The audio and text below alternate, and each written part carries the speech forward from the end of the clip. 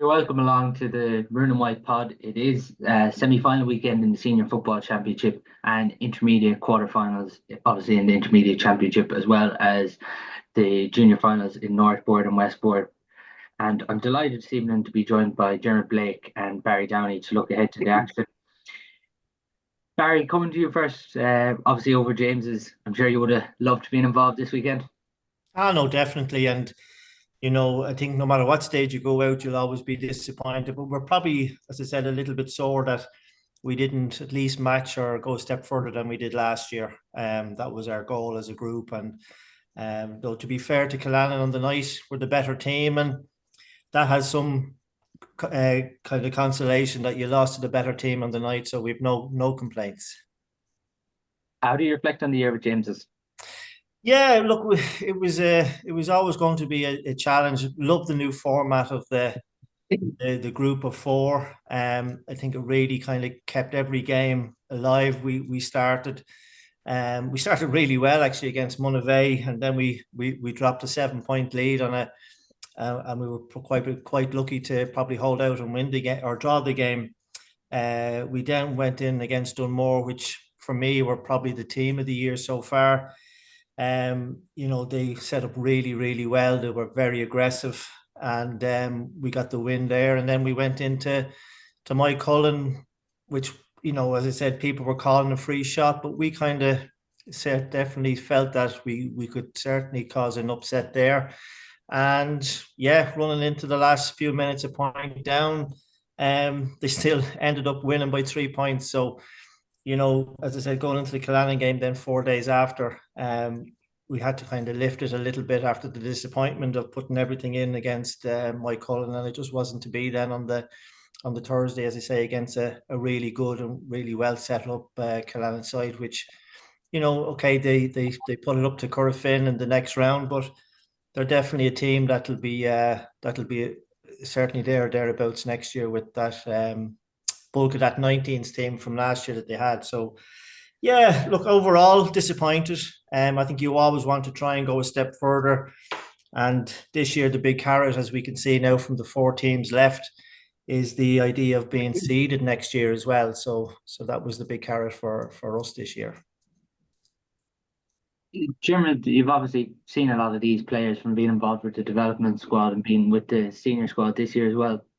But just obviously being with the senior squad, because it was a terrific journey you brought Galway on this year, but just unfortunately coming up in the final. From being involved with that setup this year, how good was it to be involved with the senior setup? Oh yeah, it's phenomenal experience just to see, when you're away from a kind of a high performance environment. You're from, say, when I was playing years ago, so long ago since you're playing, you kind of forget what it's like to be in a high performance dressing room and see players how they prepare, and it really brings you back, and you just appreciate how much they put into it. When you see it from the back, even from management all the way down to the backroom team, players down to the last sub, it's huge commitment, and they give everything to it. It's pity now it didn't get over the line, but I think that there should be another sting in this Go team yet. There's still another couple of years left on all them players, so hopefully next year will be one step further. Did it surprise you initially when you went in what was involved in the inter-county setup to when you last played? Absolutely, yeah. I mean, the time the guys put in, when I was playing, if training was at 7:30 and you were there at 7:15, you were very early. And, there was lads coming in at 7:10, 7:15. But I mean, now the guys, they're nearly leaving work early to get in, to get down to Lockgeorge to prepare for training. And then there's meetings and video analysis and tactical work, and then the training is just phenomenally tough. Like, it really is. What the players put their bodies through over a 12-month period is just phenomenal. And it's a pity. You really do need to be getting a reward for all the effort you put in. But I suppose, what else would you be doing? Isn't it great for them players as well to be in that environment and to experience it as a player? I'm sure playing at Croke Park there last few months ago for the likes of Paul Conroy, he wouldn't swap it out for anything. So yeah, hopefully one step forward next year would be fantastic. Just on the journey from the scenes of beating Dublin and Croke Park to even the semi-final against Donegal to N17 in the Hill and Everton and the All-Ireland final obviously against Diarmaid. That journey, particularly those three games in Croke Park, must have been so enjoyable. Yeah, I suppose particularly the Dublin game was, no one really saw it coming, but I think deep down in the squad there was a huge belief, quite belief that it was going to be a big day, and like that, in them big days, it's such small margins. Like, it's Dublin missed a few easy chances that they'd never miss, and that would could have brought it to extra time. But you just have to ride your luck, and I think with Galway, the injuries just kind of came right just at that game where people didn't know what we had in in the panel, and it just kind of came together on that day, which was phenomenal. And the Donegal game as well. In fairness, I thought we kind of, it didn't really look like losing that game. But Armagh was a difficult one, and I suppose it's the way football has gone now. They set up really, rigidly and defensively, and you kind of nearly, if you could get ahead of them at all and draw them out, and it just didn't happen. And I got into that dogfight near the end, and again, it could have went either way. We had a few chances to bring it to extra time, and if it went to extra time, I think it'd be open season again. But just unfortunate not to get over the line. But look, that's football. What can you do? Just on someone you've obviously coached as well, Barry, for the last few years, Paul Conroy, and obviously he brought us into county for him straight into the club. But for James as a club to have Paul nominated as Footballer of the Year at the latter stages of career, how special is that for the club? Oh, it really is. And look, I think everybody would have loved him to see him get a medal in July. But look, the next best, and I know he's not one for personal accolades, to be fair to him, but yeah, I think the idea of getting an all-star, please God, and player of the year, if it's to be, would be fitting. Look, you don't get these things on sympathy, but I think he's well deserved of it this year. His performances, particularly when Galway needed him, I think against Monaghan in Pearse Stadium, I thought he really stood up as a leader. It was a ferocious day, and Galway needed those scores at critical times. And as I said, he stood up and delivered. And even going way back to London, he played his part at that day as well. And look, as I said, he's a gentleman off the pitch and very driven, obviously on it. And we were delighted to have him in the form he was in. I think against Monivea, the first game he kicked 5 out of 5 from all angles. So as I said, yes, we'd be a big advocate for Paul for Player of the Year, but I think overall, if people look at it objectively, I think there's only one choice for it. Absolutely, particularly with the longevity he's shown. If we are to get in now and look at the club action, Jeremy, we're only talking off air, and I suppose in the last decade for a lot of Galway football fans, we've seen Kerfin go on and dominate Galway football, but there's a bit of air in the excitement now this weekend because it's probably the most open finals, Jeremy, we've had in a long time. Yeah, absolutely. And you could see even from the group stages, there was a lot of tight games there. And, a lot of the groups weren't decided until the last game, who's going to be first and who's going to be second. So it just shows how tight it was. Even, Dunmore, like we're 8 or 9 points up against Mike Cullen at half time. There was a lot of games like that which would raise your eyebrows. But it's fantastic even for the supporters, to be able to go to games and not really knowing. Everyone has an opinion, and that's the excitement. Half the excitement is the build up and who thinks going to win, and every supporter thinks their team has a great shot of going the whole way. And realistically, so like there is probably a lot of teams out there at any given year could the way the teams have evened out that could think realistically that they could get on a really good run and maybe get to a semi-final and a final. So. But looking at the this year so far, I probably think the four best teams are there at the moment. There's a gap at the minute between the four and the rest. Um, I'm they're I'm not too sure whether there is. Maybe there's definitely not as much of a gap as there used to be in the top teams. Like say, if I think like the likes of Montpellier now, they just probably a lot of guys went away. They still have very good raw material there to come back roaring next year. Like St. James is there. Teams like that have good teams coming up. Clare Galway, they've great talent there. Who knows? I wouldn't say there's much of a gap as there used to be, but in saying that, it's still very hard to beat the top three teams now. You'd have to have everything needs to go your way, and you have a full squad, and they have to have a bad day for you to pip them. But if you look at the scores, they are getting narrower. Barry, my column is obviously the only team he played this year out of the four teams remaining. Just from seeing a couple of these teams this year, did you feel they were a bit ahead of the rest? Yeah, I think as Dermot said, I think the gap is closed, and if you look at even the quarterfinals, Dunmore, and even Killannon against Corofin, they were in those games down the stretch, as they say. It was only a kick of a ball in it. Corofin were still there. At the same time, we've got three teams that we probably would have predicted at the start of the year to be in the semi-finals. But yeah, look, they're a very good team. We gave it everything we could. We came up short like that. There was a point in it with a minute to go. When you have the likes of Davern, McLaughlin, and Cook to come on in the second half, it really does stretch you. You kind of can manage with maybe Desi and your mind and other fellas that are there, but when you bring in those heavy hitters, that seems to have been the difference with teams this year. I see Evan Murphy coming in and kicking 3 points for Salthill.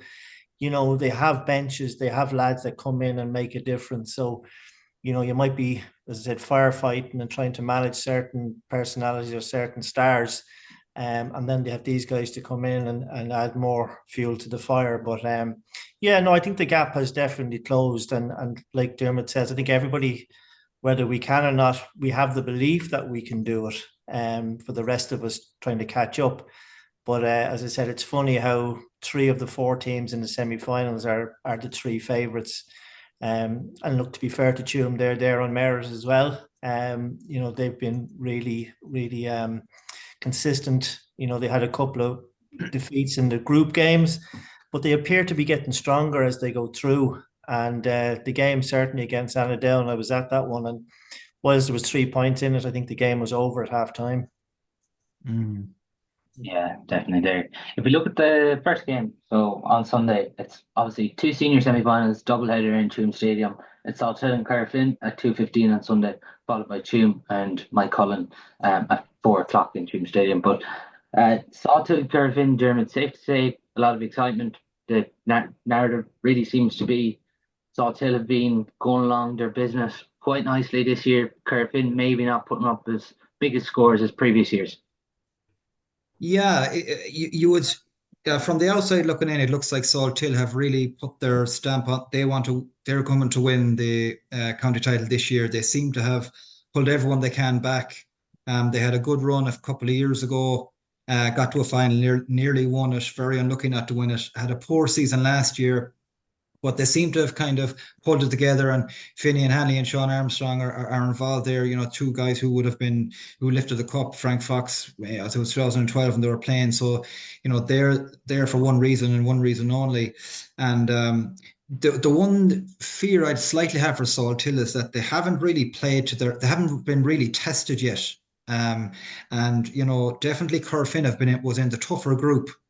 And, when you look back and analyze it after the year, this is the first year that the group stages are the way they are. And, you're nearly, the quarter-final draw is nearly more important than the actual group stages, because you're probably, 3 out of the 4 are going to come out of the group. But I think, particularly for the likes of Tuam and Corofin, the tougher games will stand to them guys. So that's the one fear I'd have with Salthill. They seem to be going in kind of third gear all the way. Now, maybe they have a lot more in the tank, or maybe they haven't been tested and they won't know until Corofin puts it up to them the next day. But they have some serious players, Salthill. They have some serious players, and they've Rob Finnerty to come back in. But then on the other side, you have Corofin. Corofin just know how to win games. They won the league final in third gear, I thought, against Tuam.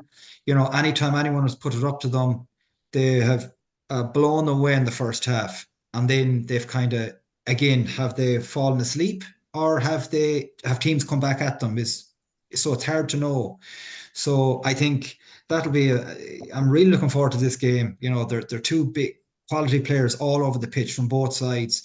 Corofin probably they have so much talent, and Saltill they may not even know their best team because there's so many players at their disposal. So out of them benches, which of them is going to make the most impact coming off the bench?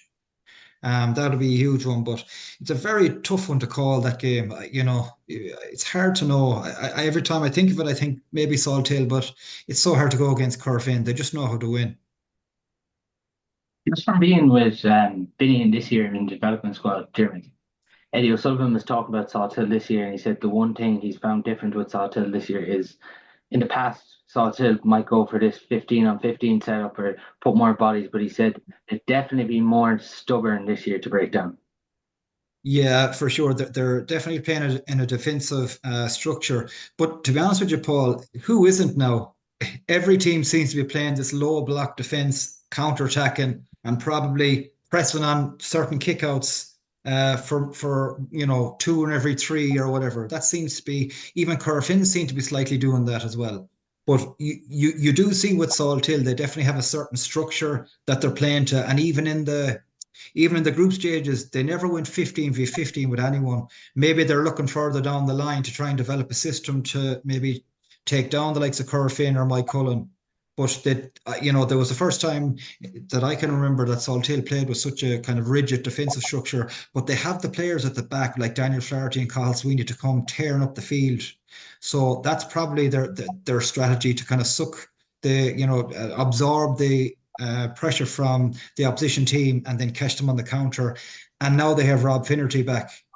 What a player he is to have come into that side. So they if they do click, it's going to take a great team to beat them. Barry, Jeremy is talking there maybe about what each manager is going to do between Kevin Johnson and Billy Hanley this weekend, but like we talk about Evan Murphy being a sub. Does Rob or Charlie Power start? Do Corofin leave someone in reserve? It's going to be really intriguing here to see which direction each manager goes on the sideline on Sunday. Oh, it's absolutely, and it's funny. 3 of the 4 managers are in their first year. Obviously, the 2 lads are in their debut year with their respective clubs, and that will be really intriguing. But as I said, to date, or certainly in the the quarterfinals, benches seem to be the order of the day in winning games, particularly in the Salthill game and the Mike Cullen one. So, yeah, looking forward to it. When you look at the game in the group stage with Tuam and Corofin too, when Tuam pressed up on the Corofin kick out, for the first time I actually saw a bit of a chink there. I think Tuam kicked 6 or 7 wides off those kickouts as well. So, you take all that into account. I think it gives hope for Salthill or the rest of us that I think there could be an opportunity there. Just on that, Paul, though, last year we played Corofin in the semi, and we had a plan to press Corofin's kickouts, but Bernard Power was so accurate with his kickout. After about 10 minutes, we were 10 points down, and we just said, let him have it. He's just too good. They had it well organized. So when you do press up the field, if the goalie is really good and he can pick them off, or he can go over the top, which a lot of teams are doing now, that can cause trouble. But I do think that the 2 goalkeepers, Donald O'Sullivan and Bernard Power, will have a huge role to play, because I think both teams are going to press the kickouts at certain stages. And how does the team counteract that? And often as well, you often see teams that have a lot of work done on their own kickouts, and they're running left and right. But if you don't win the ball, you're out of shape and you're really vulnerable. So, whoever wins the battle of the kick-out strategy, particularly when you're pressing, will have a huge bearing on it, I think. Just something that might be different for Curvin this weekend. Before John Mayer's in, you obviously have to go and detail someone to him this weekend. Could we potentially see maybe Curvin move Dylan McHugh into the middle this weekend, Barry, to go on him? Yeah, look, I suppose to be fair to Curra Finn as well, they never seem to, how do I put it? They never seem to worry too much about opposition. They've like a lot of faith, and again, a lot of people there that can do jobs equally. In fairness to John Maher, I think he's been really the standout player of championship, along with the Cook chap in Mike Cullen. So yeah, he will be a handful, but I think they'll have faith in everybody else that's there to pick him up, whoever is going to be the one. They're not going to nullify one of their better players to forsake that. But yeah, he could do a job, but I wouldn't see that happening, no. It's interesting too, Jeremy, because as you mentioned with Curvin, it nearly feels like when a switch flicks in a game, they'll go and finish it out. But there has been a tendency maybe where other teams come back into the game. But do you think they're going as well as previous years? I think they're probably going as well as they were last year for sure. And probably looks like to me they have a bit more in the tank. Last year they kind of they really saved their best performance to the final. And they were struggling a bit before that, I felt. But I think this year, Dara Silk is one guy that stands out for me, who's been around a few years, but he seems to be kind of maturing now. And he looks very dangerous inside. And they've Dylan Canny is back. He wasn't there last year.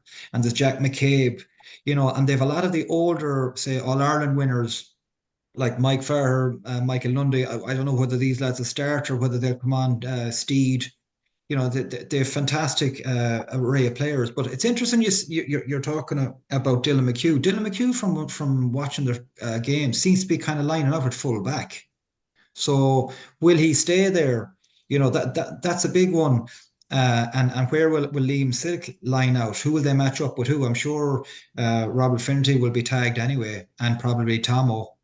But will Kieran Malloy go out to midfield on Maher maybe? Could be one, but Yeah, their go-to man maker in the past. yeah. So and he has played a few games in midfield. I know Galway used to use him to mark Inda Smith out of midfield, and he used to do a great job on him. So again, Curfin have a lot of options. One player to mention with Curfin that I think is having a brilliant year is Conor Cunningham at centre back. He's really been the standout player of all the quality players they had. He seems to have been the most informed player they have at centre back. He's stormed up the field, real pace to him, big strong guy. He got a goal against Tuam from, he hit it well outside the penalty box and he scored. So, he'll have a big say on Sunday. But again, the matchups will be phenomenal to see. Patrick Egan, another guy for Currafin. He's only a young guy, but what an athlete! When he gets the ball and he puts his head down, like how many, he scored a goal last year in this nearly exactly the same as he scored against, I think it was Tuam, where he just got the ball and went on a solo and buried it into the corner. He just has that in his locker. So, he'll have a say like Curfin or Salthill will have to watch them guys as well. They're not putting up huge scores though, Dermot. Like it's 11, 12 scores. I don't think they've gone Yeah. past 12 scores this year. Yeah, the only thing I would say on that, Barry, is as you go longer into the season and the weather gets bad and the pitches get slower, you will see lower scoring games, and maybe a goal is a huge score in games this in semi at the weekend. Fair Also, point. I would say free takers and goalkeepers from 45 and stuff will have a huge say in a semi-final and final, because if you kick most of your frees and your 45s, you'll be up around 11, 12 points. And if you get a goal with that, 112 will win a lot of finals, you know? But Barry, as Jeremy was talking there about some of the matchups, it's intriguing because you're even thinking from Curvin defensively of Conor Cunningham, Kieran Malloy, Dylan McHugh, Liam Silk driving forward. Then you're thinking from the Salthill perspective of Daniel O'Flaherty, Carl Sweeney, and these players. Like, they're defenders, but they're players that are just going to have to be tracked on Sunday. No, absolutely, and they're all heavyweights, and as Dermot touched on, they're well able to attack from deep as well. Um, you know, right across the pitch, there's going to be, I think, we talk about Rob Finnerty and Tomo, but I think there'll be scores from 6 or 7 different players, which might, as I said, create an open enough game as well, because there will be holes picked in. Like again, we've said there's going to be this defensive structures. We know that even the top county teams are doing it now. So look, as I said, it is intriguing, and there will be a 1 or 2 lads that'll put their hand up and make a mark on the weekend. So just if we get predictions for this one, and then we'll move on to Mike Cullen and Tuam. I'll start it off, and I'm going to go Saltillock and Carr by 2 points this weekend. I think they're going to upset the odds. How do you see it, Barry? Unlike a previous contributor, I'm going to give respect to both teams, and I'm going to go with Saltail by a point as well. And Diarmaid, how do you see it? Oh, if I would nearly say a draw, I have to say, if I was to pick it, but it's a really tough one. It's a toss of a coin, it really is. But I'd nearly edge towards Corofin, just for the being in Tuam Stadium, and they know how to win. But again, it's nothing in that game. Would you see Corofin in the end squeezing through by a point? I'd say that if I was to really push it, I'd edge towards Corofin, but just about. Yeah, no, this one feels like it's going to go down to the wire. Obviously, semi-final after Mike Cullen Tuam, 4 o'clock. Barry, on this one, do you think it's an advantage Tuam playing in Tuam Stadium against Mike Cullen? No, I don't think it is. Look, I think in fairness of all the teams, I think Mike Cullen are well experienced now at this stage. It's one game I'm really, really looking forward to. I think it's nicely set. There's been a bit of a rivalry after starting with Tuam and Mike Cullen the last number of years. I think this is about their 5th time meeting now since 2019, or 6th time. So that's really, as I said, intriguing now to look forward to. Again, I think Tuam will like the idea that they're coming in probably underdogs. As I said, I think they've had a really good year. They've had a league final. They've now qualified for the semi-final, as I said, guaranteed a seeded position for next year, and they've blooded a lot of new players. So I think they're in a really good place to have a good crack at Mike Cullen. Whether it's an advantage or not, look, I don't think these top teams, that doesn't really make a difference, I don't think. Diarmaid, the one worry I had for Tuam this weekend is on their long kick-out. I think against Montpellier and Down, they've struggled, and they're coming up against a team of monsters this weekend.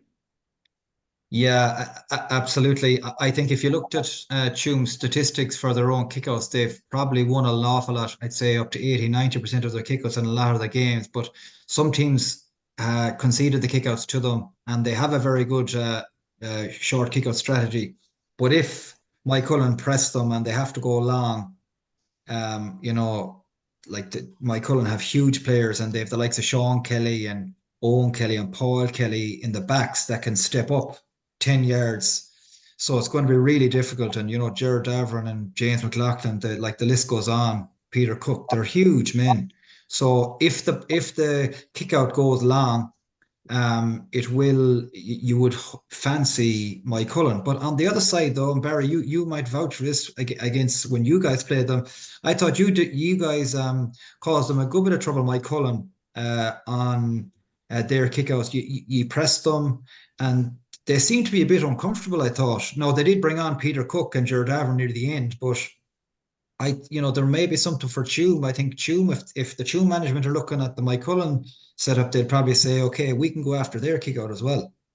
No, very much so. And we learned a lot too from Dunmore the first day. Particularly that first half, as everybody spoke about. I thought Gary had them really well set up, and even the long kick out that Dunmore relied on, they done really well from that. As I said, it took the likes of McLaughlin and Cook and Davern to come into the game that we had to cause us problems. But look, as I said, I think I think if their homework is done right, there is an opportunity there. They are going to need Shea McGlinchey. I don't know whether he's going to be available or not. I think he'll be a big loss around the middle. They're going to need big men, as you stated there. But yeah, look, as I said, the other one nobody's mentioned so far is the Gallagher chap as well. You know, coming in on the loop causes problems as well. We managed to curtail him reasonably okay. But like that, there's so many fires. You put Jack McCabe. You put Jack O'Neill. Jack on, O'Neill. right? Yeah, like Jack is an athlete, as you know. I thought he did a really good job because, like that, you know, we spoke to him on the week leading up to the game, and yeah, he was really up for the job, and I thought he did really, really well. He did, yeah. And as I said, you know, it's a case of putting out so many fires when you're playing Mike Cullen. But that was one that really worked for us, yeah. Just on that, what do you think Jim are going to do there, Dermot? Do you think they're fully going to focus on trying to get it charged as quick as possible? Because obviously we don't know for definite that Shea McGlinchey isn't playing, but it's been highly rumoured that he will be up against it to play this weekend. If he doesn't play, then it's Paul Collins who comes in, and it's probably something David Donnellan might have wanted to hold one of those in reserve to bring in as the game went on. Yeah, it's an interesting one. I'm sure they have a strategy for that, but you know, even I was going back to the league final against Corofin. They seem to have a lot of work done on their short kickouts.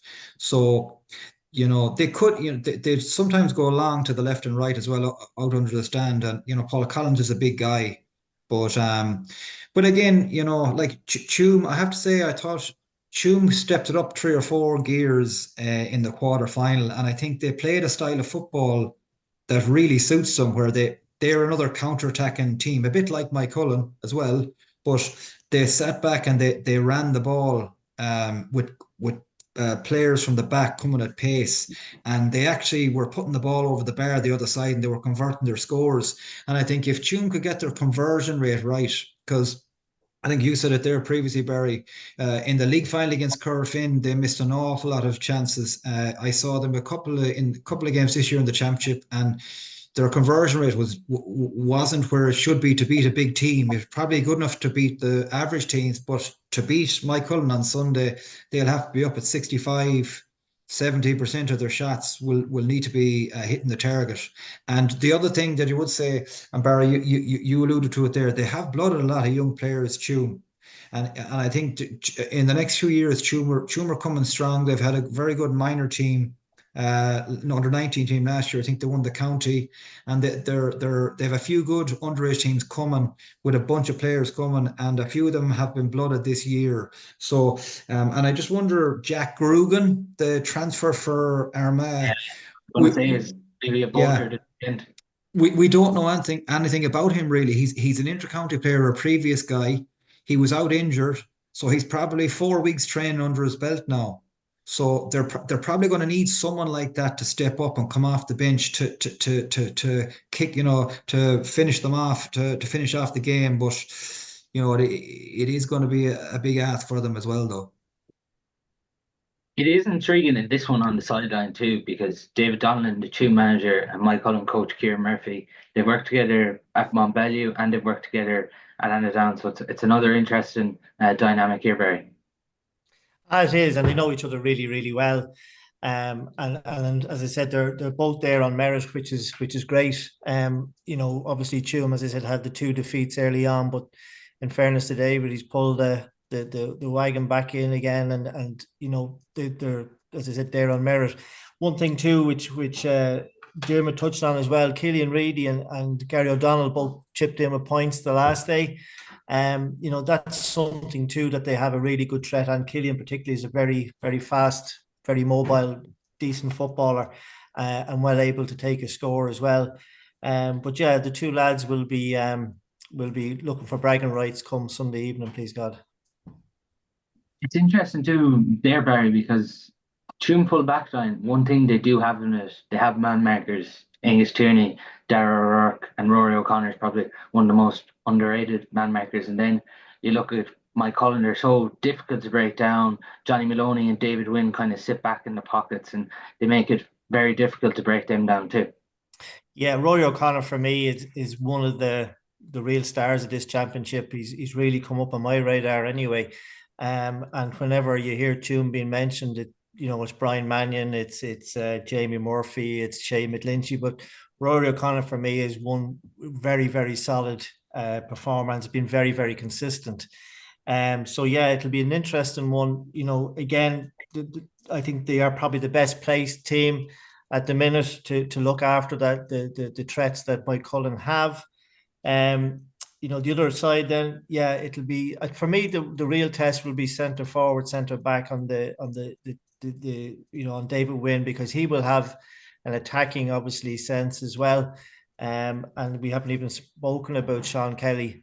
I still don't think he's back to his best, but he's still a huge threat as well. One thing Tuam have to watch out for, Diarmaid, is when they watch the quarter-final, they see the highlights of the game, they see one man in particular, Peter Cook, standing 1-5, and they have to come up with some sort of a plan this weekend for him, but he's a hard man to plan for too. Yeah, he is. But I think though, we played Luke Gerrard in the quarter-final, and their manager is a soccer coach, and they kind of set up nearly like a 4-4. A block of four and a block of four inside the 45, and it's really difficult to break down, and they counteract very well. But Peter just set outside that zone, and in Pearse Stadium he had the breeze behind him in the one of the halves, and he just picked the ball off, a bit like how Paul Conroy did it with Galway. He was just outside that defensive zone, and I'd say if Gerard looked back on it again, they probably might have got someone to tag Peter Cook instead of Markins only, maybe someone from the back. So I would presume that he won't get the space the next day to be shooting from, be able to wind up a shot and kick it over the bar. So I'd say Tuam will definitely do that. Desi Keneally is a man to tag Peter Cook. I don't think Gary is a very important player for Tuam. I don't think I'd put Gary on him. It'd be more, and I think with Peter, it's just probably a guy that'll stop him with the big long scores, the range of scores, because they're a killer. They really do hurt you psychologically when you kick something that far out, and when you're defensively set up. So again, it'd just have to be someone disciplined that would just stick with them. An interesting thing too, sorry for cutting across, but one of the things, the aspects that really hurt us now when we played them as well, is not only his 3 points that he got, but his turnovers that he gets. And I remember watching them against Tuam in Pearse Stadium a few years ago. And again, it was his turnovers. So his work rate is actually really, really good. I don't think he gets much credit for that. Like, he's a seriously big man. So when you go into a tackle, if you do carry the ball into a tackle against them, there's only going to be one winner. And that's something too that I think, one thing trying to nullify his scoring threats, but his work rate and turnovers is really, really big for them. I think, Paul, as well, that as Barry alluded to before, Owen Gallagher at centre forward is a huge player for them. He'll definitely be tagged. Mike Cullen seemed to play this style when they're attacking, that all their forwards go out to the wings, they hog the wings, and they leave the centre channels free for the likes of Owen Gallagher to come on the loop. And he seems to be the catalyst for these 1-2s through these defensive structures. And maybe Sean Kelly and Paul Kelly are running from deep as well. So they leave that channel wide open, and kind of Desi then stays inside, in around the small penalty box, and kind of wait for the pass to slot them over the bar. So I think as important Peter Cook is to mark, definitely think Owen Gallagher is the guy to just stop him with his possessions, because everything seems to open up around him. Is it with this, Barry? It seems like there's 3 key forwards for Mike Cullen: Niall Walsh, Desi Keneally, Owen Gallagher. 3 key forwards then for Tuam: Luke Davin, Brian Mannion, Jamie Murphy. Yeah, and look, I'm really impressed with Luke Davin as well. As I said, he's one of the new boys that was introduced this year. He looks very at home, and he's kicked some really good scores. I think he got a goal in the preliminary game as well. I didn't get to that game, but as I said, they do have their threats, but compared to the Mike Cullen ones, I think just a bit of cuteness and the experience that's there between the 3 that you've mentioned is probably going to be the difference. Again, Paul Kelly was on the freeze the last day because Desi was unavailable, and again there was no issue there. And again, he's another threat. So as I said, they do have ample experience, and especially at big games as well. Yeah, I suppose the Mike Cullen injuries is what we don't know about it. Desi missed the last game, but he was togged, so you'd expect him to be back. Niall Walsh, Owen Kelly, and goalkeeper Andrew Power went off injured in that quarterfinal, so it'll be interesting to see their fitness this weekend. Will Sean Kelly tag Brian Mannion then, Dermot? You would think he would. You would think he would. He seems to be playing more back on the full back line, and it's interesting. He probably gets more space to run forward from full back than he does when he's out the field, because when you're out the field, the guy you're marking is probably can be a man marker themselves, whereas a corner forward usually doesn't like following their men back the field, and Sean kind of is fresh and he gets that run on you and there's no stopping him. So I presume he'd pick up Brian Mannion. But another guy for Tuam that I think deserves mention this year is playing very well is Cormac Walters at 11. He does a lot of he drops deep and he carries ball, and Ben O'Connell as well up front for Tuam. They're lively. They are lively, and I don't know. Can you remember there was a few years ago they played a few dingers of games, Tuam and Mike Cullen. So Tuam won't fear Mike Cullen. You can be sure of that. And I would say I'd slightly disagree with Barry. I think the Tuam Stadium thing is an advantage for Tuam. They'll have a home crowd there. It's a big game. They haven't been in a semi-final in a few years. I think that will help Tuam, but I think things will have to go well for them to get over the line. But they have the raw material to do it, though. It's interesting now, Dermot. It's nearly for Tuam. It's like Mike Cullen are coming into our territory. Yeah, absolutely, and I'm sure that's what they'll be saying. But at the other side, I suppose Mike Cullen is a bit like the other Salthill and Corfin. They haven't really play to their full potential either. So how hungry are they for it? That is the question that I'd ask. If it's a wet day down Tuam Stadium for a semi-final, how up for that will they be at that game? That is a question that they'll have to answer on Sunday. Or what's the real hunger like? You have no doubt about it. Tuam will be hungry because they have a young team. I don't think any of that team have a county medal. They've got close a good few years, but they haven't got one. So, I suppose that's what Tuam will have to bring to the table: more intensity and start well and see how we go. But definitely, the heavy hitters are Mike Cullen. Yeah, it's interesting. Mike Cullen actually haven't played in Tuam Stadium at all this year, and they wouldn't have played the county final there either, early county semi-final last year. So it has been quite a while since they've played. They played. I think they played a Connacht final there 2 years ago, and the crowd that was there was absolutely huge. Yeah, that was against Sligo champions, or was it the Roscommon? I think it was Roscommon champions. Yeah, Yes, thank you. Fair play. I was there, but yeah, to see the green and white was unusual in Tuam Stadium. But yeah, don't make any mistake. They'll have a crowd there on Sunday. Barry, will give you the first prediction for this one. How do you see it going? Thank you. Well, the fact that I live in Tuam, I'm going to go with Mike Cullen. No, as I said, I think Tuam should be very proud of the year that they've had, and I think David Donald's done a great job. Look, as I said, they're there on merit, and I think on the face of it, it's been a really, really good year. Obviously, they want to go a step further. I just think that little bit of experience and know-how will be enough for Mike Cullen. And again, it'll be the very fine margin, but I'd say Mike Cullen by 2 points. Jeremy, how do you see this one?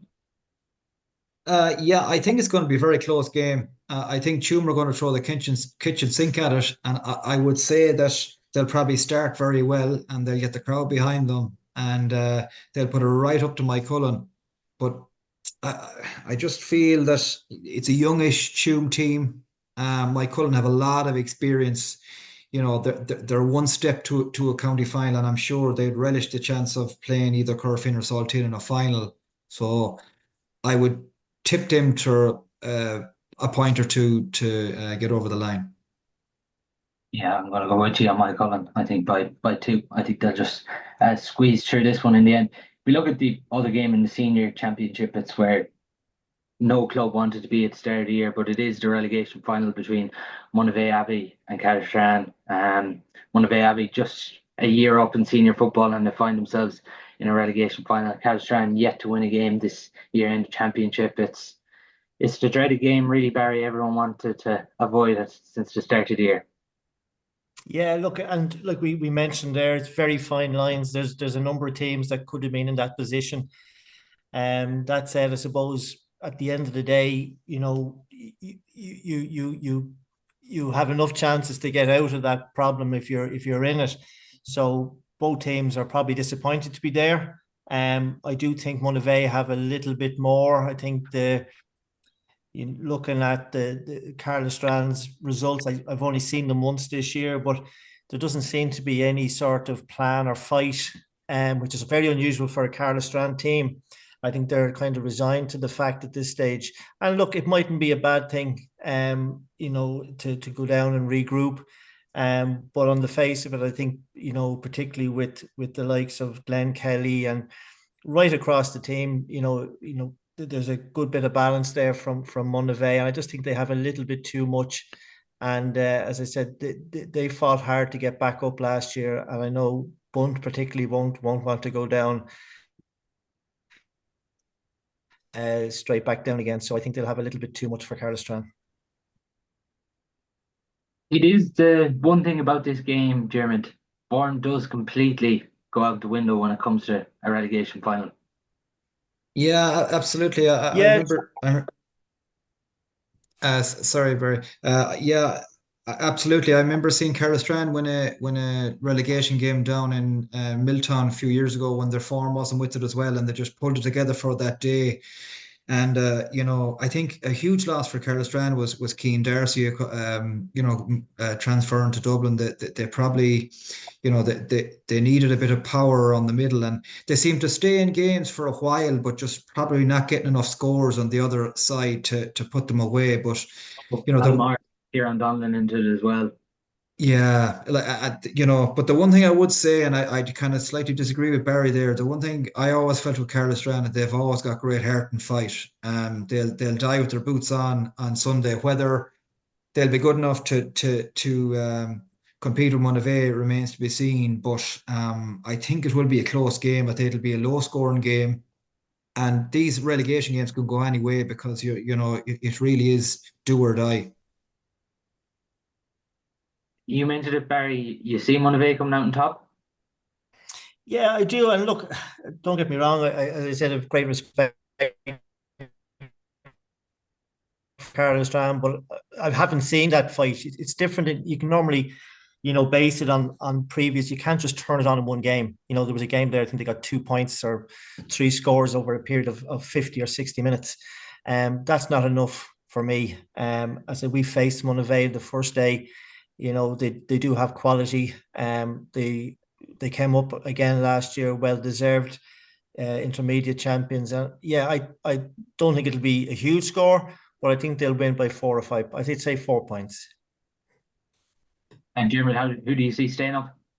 Yeah, again, I think it'll be tight enough for 40, 45 minutes, but I just think, particularly the likes of Killian McDade, he's probably the standout player that'll be on show. And I think Monivea are battle hardened through last year and this year, so I'd be surprised if they don't get over the line by 3 or 4 points. Yeah, I think Monivea by 3 in the end, probably just showing more form throughout the senior championship. We move on to the intermediate quarterfinals. We'll look first at Clifton and Glenmady on Spiddale on Saturday at 3:30. And it is crazy to think that on Spiddale has been chosen as the neutral venue here for Clifton and Glenmady this weekend. But Dermot, are you all behind Glenmady and Milltown now? Yeah, we're all behind them. Yeah, so Darmalay and John Devan are selector and manager down there. So we'll be quietly shouting on with them. But the game being out in Spiddle, that's a fortress to go for. I'm sure every man, woman, and child from Clifton will be at that game. So it'll be a fortress, but there won't be much in this game because again, Glenamaddy probably their group stages, they flatter to deceive really in the group stage, and they've kind of found themselves in a quarter final. They haven't got over the quarter final in a long time. I remember was it a couple of years ago they were a few points up against Cartoon, and it went extra time, and they didn't get over the line. So that's really their hoodoo, the quarter final. So there will be some pressure on them in that scenario. But I'd slightly fancy them on Sunday. But Clifton are an informed team, and they've nothing to lose, and they're full of confidence. So there won't be much in this game either. Yeah, it's interesting there, Barry, as Jeremy talks about Spiddle as a venue, because if it's any bit of a windy day here, the breeze is playing a factor straight away. Yeah, no, look, it's a fabulous setting. I always love going to Spiddle. I've never been very successful there, but as a setting, it's absolutely brilliant. But yeah, no, look, it'll be a tough one for them. We faced Glenamaddy in the league this year, and again, no surprise with Darren and John involved. They are very well organised and very well set up. Clifton, as Dermot touched on there, have as I said, nothing to lose. They'll throw everything at it. But I just think again that hoodoo of trying to get over the quarter final, I think it'll be a big driver for them. And I just think they have a little bit more further down the road, shall we say, than Clifton. In one sense, Barry, here, are Clifton in bonus territory? I know they topped their group, but when you consider previous years, this is their first time in a quarter final. Yeah, and look, it's a great achievement. And look, as I said, it comes to the day, and who knows what the weather will be like. That could be a big player on Saturday, and form and everything else then goes out the window. It just becomes a game of chance. And that's not being disrespectful to Clifton. Again, I don't know a huge amount about them. As I said, I'd probably know a little bit more about Glenamaddy. And from what I've seen, as I said, I like. I know they played a couple of challenge matches previous to championship starting, and they got a couple of big scalps there as well. So yeah, I think they'll be, as long as they have everybody fit, I think they'll have just a little bit too much for Clifton. Yeah, Jared Gibbons has really been to the forefront this year for Clifton. He's kicking a lot of the majority of the scores. For Glenmaddy, the Garrity's and Ryan Duffy have been chipping in. Is it the Glenmaddy result as well? Yeah, Conor Raftery too, of course. He was with the Go development. But is it Glenamaddy's momentum now, even like beating a club like Onspidale just down from senior? That has to be huge for them going into this one. Yeah, it has, and as I said to you, I just felt from me even talking to the lads that they were, the group stages, they never really kind of, hit full tilt. They were disappointed with their performance. So the Unspittle game was a humongous game for them, and they've just found themselves now in a quarter final. But again, Clifton will die with their boots on, and they have momentum, and your momentum is huge. If you ever go back to when Caltra won the All Ireland, everyone said they're in bonus territory from the quarter final county stages, and they kept going and they kept winning. So you just don't know what confidence will bring. And how good are Glenamaddy? They have had one good game against Biddle, but the games before that were mediocre. So it is a huge game for Glenamaddy. They haven't got over this quarter final in so long. It's now or never really. But you see them coming out in the end, Jimmy? I think they will. I just think they have a nice balanced team. They're well organised, and they're playing a relatively inexperienced team in Clifton. So I feel they'll come out just about, though. It'll be a tight game by a couple of points maybe. And how much, Barry, do you see Glenamaddy winning by? I presume that's I have them by 3. Yeah, I'm gonna go there. Glenamaddy by 2. I think it'll be a tight one. In the earlier one, Ormore Mary versus St. Brendan's. Ormore Mary table toppers. Brendan's came through against Curfew and B in the end, but Jeremy, you talk about momentum there. There's serious momentum with Ormore Mary, considering what they've done in recent weeks in 17s and 19s football. Yeah, absolutely. There's no doubt about it. Or more coming strong. I saw them there in a minor game, under 17 game against, was it minor, whatever bridge it is, against Tuam, and they were big, strong guys. I said, geez, these guys are coming, and they've had a few young teams coming, and they have very good people involved with them. You know, Jerry Fahey is back at the helm there again, and you know, it's that minor game. Sean Ogdepair was knocking about. He's a son playing, so they're coming strong, and they've a bunch of players at the right age coming. And since Jerry has taken over, you know, they've played some fantastic football. They're getting big scores, and they're blowing teams away. They can't live with them. So, you know, you just wonder where can it go. I remember, was it 1996 when they came up from, was it 95? They came up from intermediate, and they went straight in and got to the senior final the following year. So I'm sure this is what Jerry Fahey will be telling them. I think he was manager that time as well. So they will have you know, it'd be interesting to see that they're definitely, in my opinion, favourites for the intermediate. But if you look at St. Brendan's, then you know, St. Brendan's have a shot to nothing there. You know, they dug deep against Currafin. They were probably dead and buried, and they came good at the end. So, I mean, what have they to lose going into this game? It's all on or more. They're the ones that are the form team. So, you know, they've nothing to lose here. Yeah, on or more. So they're in the 17th final now against Claregalway, and they're in the 19th final against Dunmore McHales, which is massive for the club, really, when you consider it. And it's interesting, Barry, because you have a lot of young players coming for Ormore, but you still have the experience in Mark Ronaldson. Yeah, no, definitely. And he's a huge threat. We played them in a challenge, I think, at the early part of July. And one of the things that really stood out for me is that Jerry put out a completely different 15 in the second half. So again, there's plenty of depth and plenty of strength that's there as well. So that's one thing that really struck me that evening. Yeah, no, look, that under 19 competition this year has been really, really good. I was at the Dunmore Mike Cullen game last week as well. So there's pardon? Dunmore Montbellew. Sorry, Dunmore Montbellew. I think it was only 2 goals, 3-11, 1-11. Yeah. And that will be a really, really intriguing final now as well, which will be well worth looking at. As I said, a good football as well. Yeah, like Dermot said, I think the fact that they're putting up such big scores and they're blowing teams away has been really impressive. And as I said, they don't seem to take the foot off the pedal, and that's indicative of obviously who's over them, I think. Yeah, Jeremy, though, as you mentioned, Brendan's coming under the radar, and when you have a player like Rory Cunningham and even Carl Healy inside, they're two sharpshooters that are very hard to stop at intermediate level.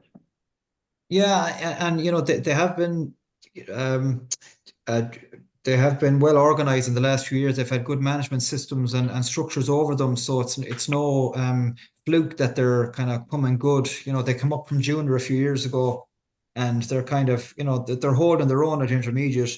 And when you have the likes of Rory Cunningham, you know, he's a real sharpshooter inside. Like, he's a match winner. If they get enough ball into him, he's a match winner. So, and you know, the way or more play, they're going to go at it.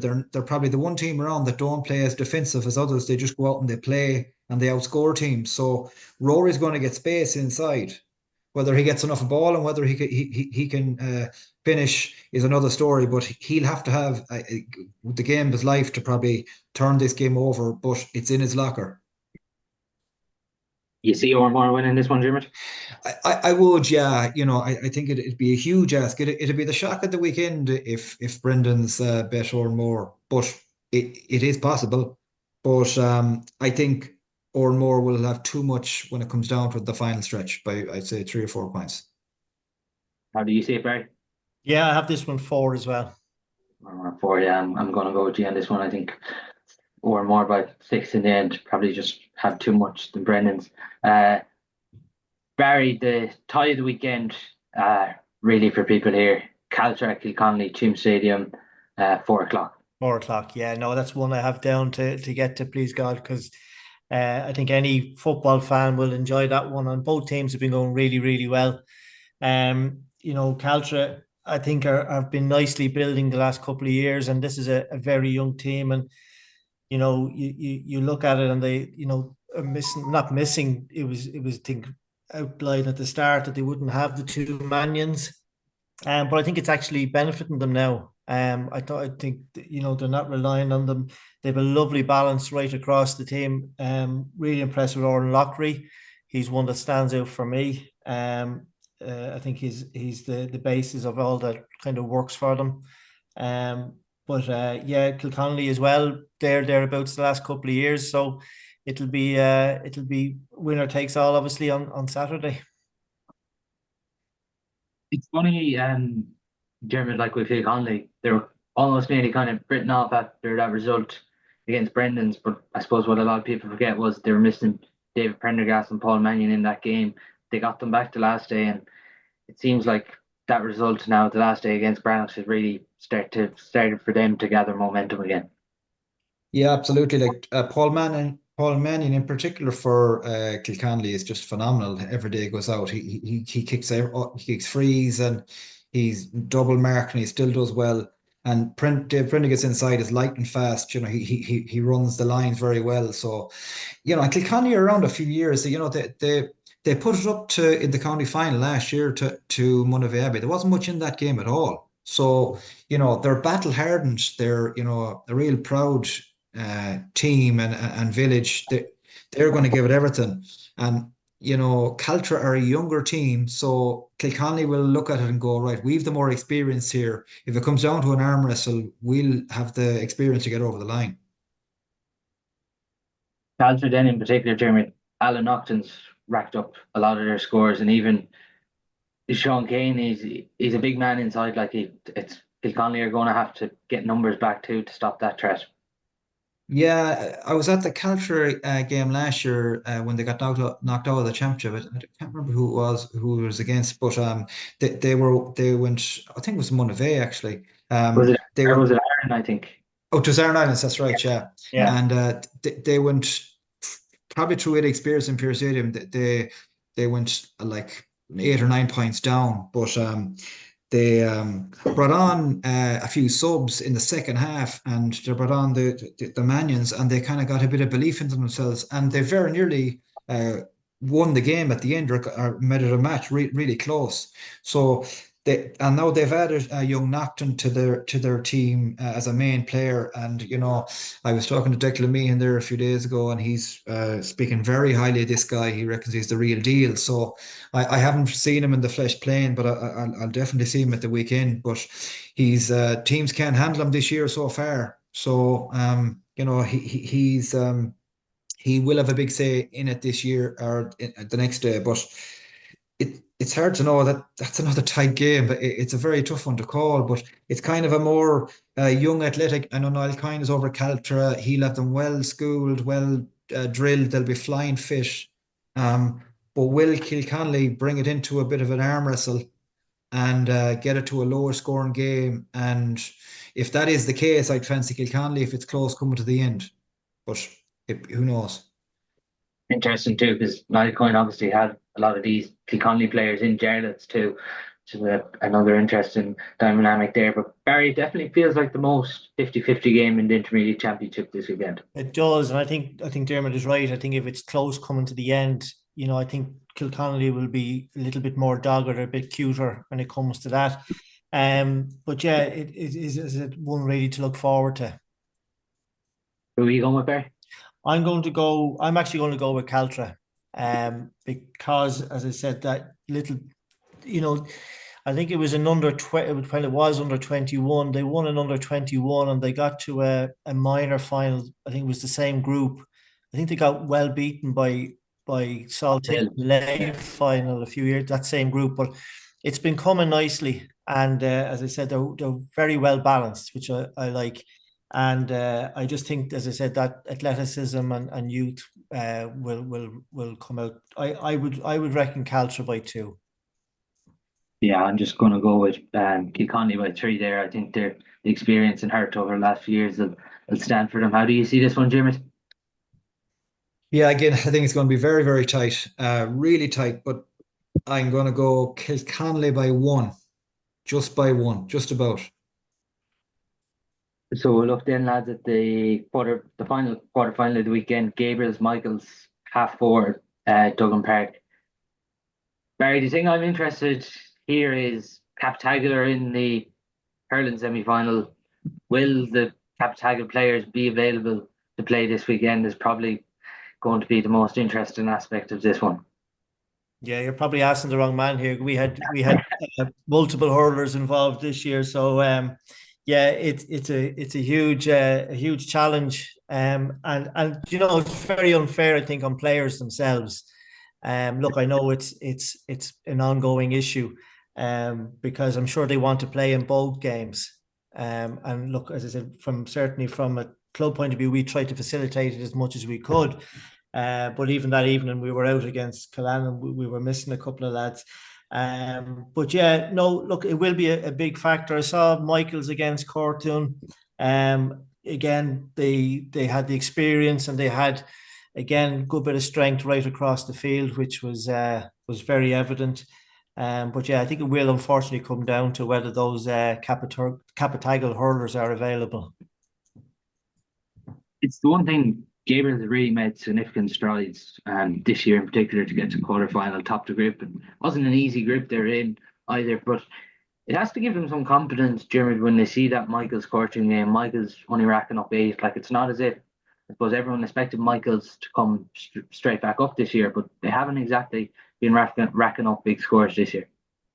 Yeah, for sure. And like St. Michael's were in the senior, they were in the top league. They were in the, they were in Division 1. So like they would have played all the bigger teams. So, you know, I'm kind of intrigued to see why they're they're not hitting full throttle. You know, even in the league, they did well in the senior Division 1.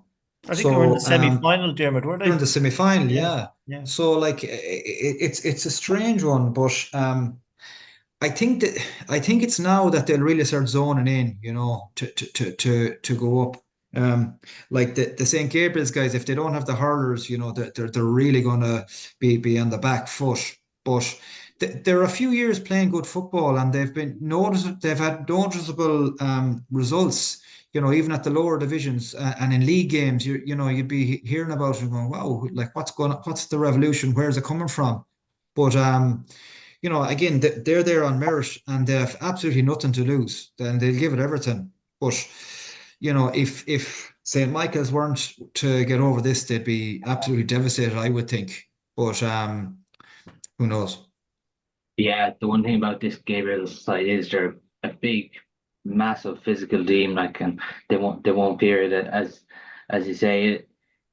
It obviously would be the shock of the weekend here, Barry, if Michaels were to be beaten.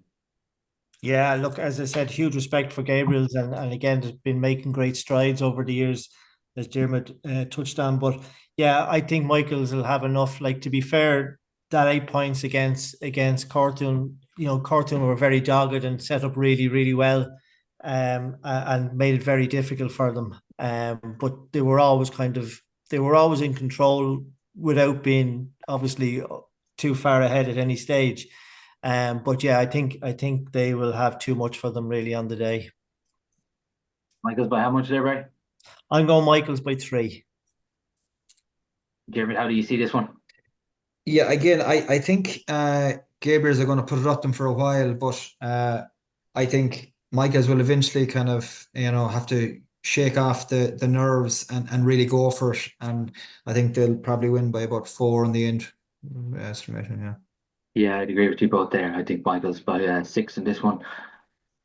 On the relegation final this weekend in intermediate in Dunmore, Kilcarn, Clonberne, Williamstown.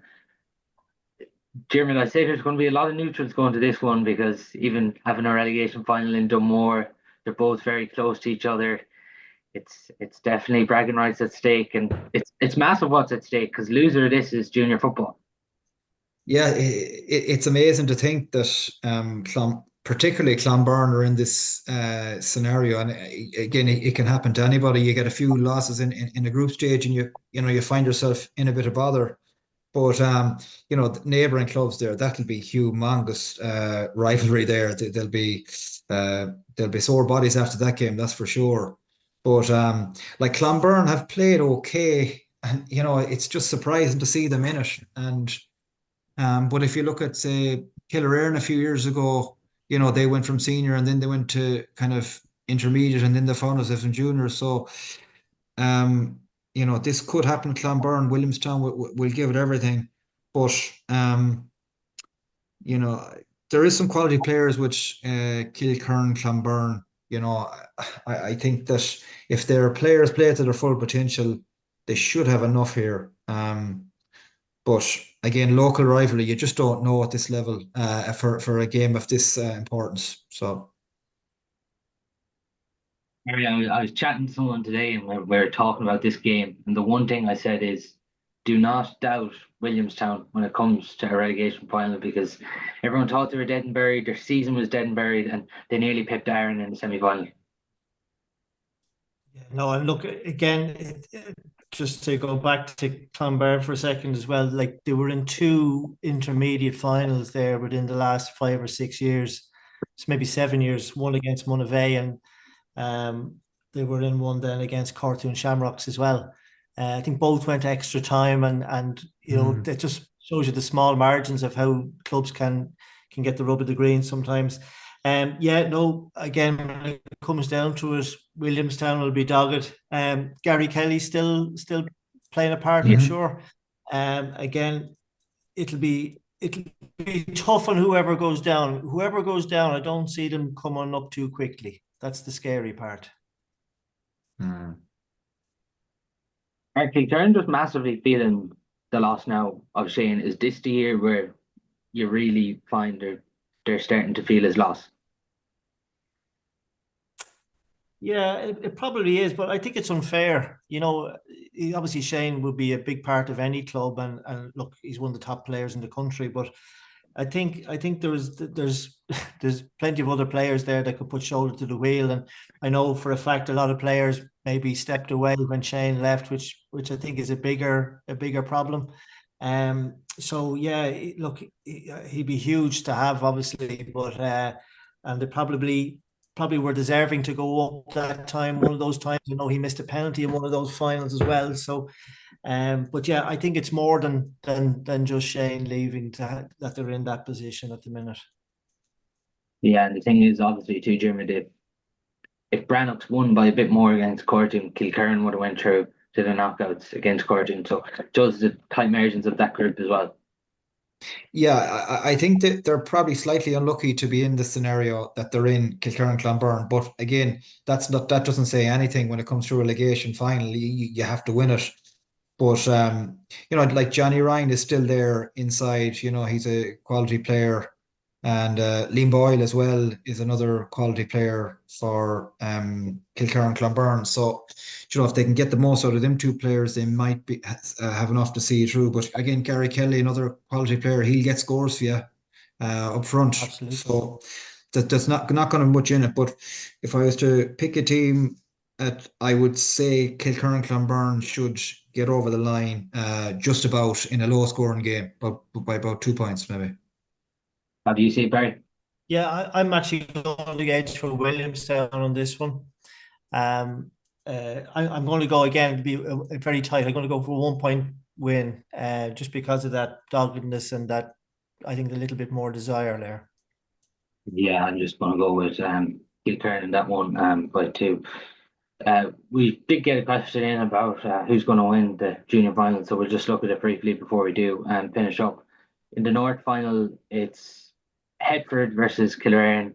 Dermot Headford missed out last year when they lost to Menlaw in the junior championship, and obviously there's so much at stake for these clubs. Now, I suppose what people are unfamiliar here, the junior winners don't actually go up to intermediate. So whoever wins the junior championship plays the winners of the junior 2 championship, and then the winner of the junior 2 championship and the junior winner play in a county final, and the winner of that goes up to intermediate. So this competition is just really then North and West winners play in the junior county final. They go on to represent Connacht, and then they play the junior 2 winners. But Hepford and Killearn, it's massive. But both don't want to be in this competition really for another year. Yeah, absolutely. If you go back to a couple of years ago, 4 or 5 years ago, Headford were competing in intermediate semi-finals, and they probably slipped down unknown to themselves, and now they're kind of stuck in it, and they're trying to get out of it now. Killearn as well, I definitely think with Killearn, this as a club seem to have turned the corner. They were kind of on a slippery slope there for a while, but they had a fundraiser. It's always a good sign of a club when they had a big fundraiser before the All-Ireland final, and all the community rode in behind it, and they seem to have got it together there. Now Tom Hughes is a lot of local lads got involved and kind of have probably stopped the rotting and trying to rebuild the club from the ground up. So they have done very well. But these two teams, there's nothing much in it. They would have played each other a lot at intermediate level over the last few years as well, and there was never much of a kick of a ball between them.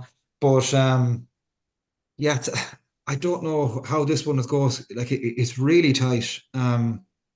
It really is tight. I don't know if I was to maybe Killearn, just about, but I'm still not too sure. This game could go any way, but I know Killearn have put in a lot of work, and this is a big game for them. They're building towards this game, so slightly Killearn I'd edge towards. Yeah, when they actually played in the groups, Killearn won this game as well. So it's interesting here. And Headford obviously desperate to progress on to the county final too after not getting to last year, Barry. Yeah, no, and look, again, they've got some really outstanding individual players as well. The Birmingham chap, I think, is a serious threat.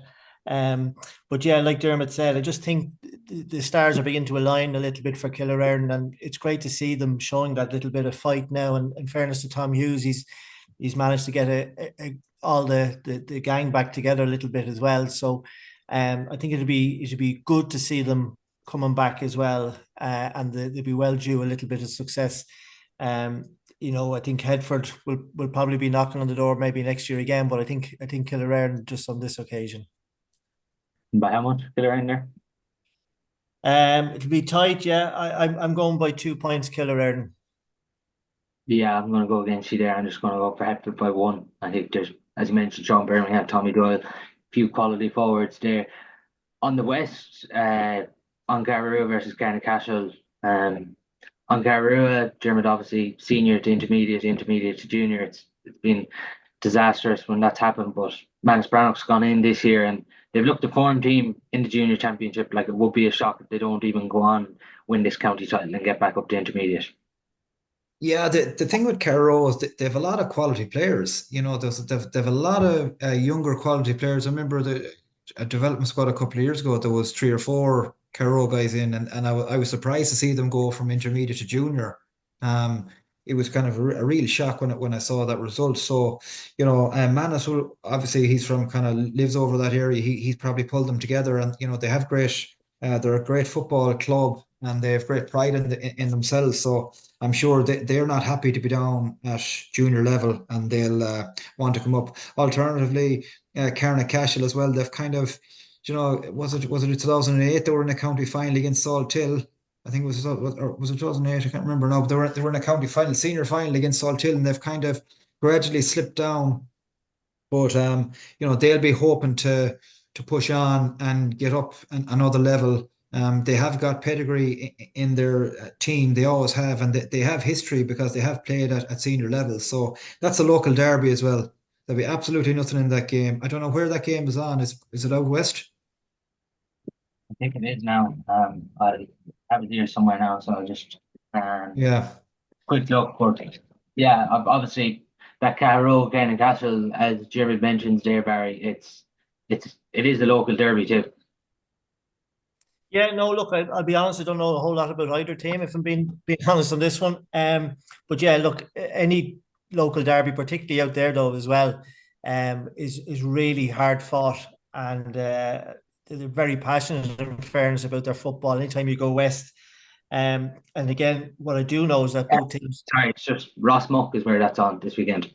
Okay, but both teams, as I said, do have great history, and it'll be important, again, no more than the Headford Killearn game. It'll be really important for whoever does win to use as a step back to the top table again. Is it Carrow, lads? You both expect to come out on top of that one? Yeah, on this one, I've Carrow by 3 points. And do you expect them to, Jeremy, to come through this? Yeah, I do. I think Carrow will have too much in the end. I think they're a team that could, if they did get up, could go another step up if they got their act together. They have quality players, but I think they'll probably have too much for Cairn in the end. Yeah, I think Carrow will come through this one and they'll win by 6 in the end. But that's all we do have time for on today's show. Obviously, a massive amount of action between senior, intermediate, and junior to get through.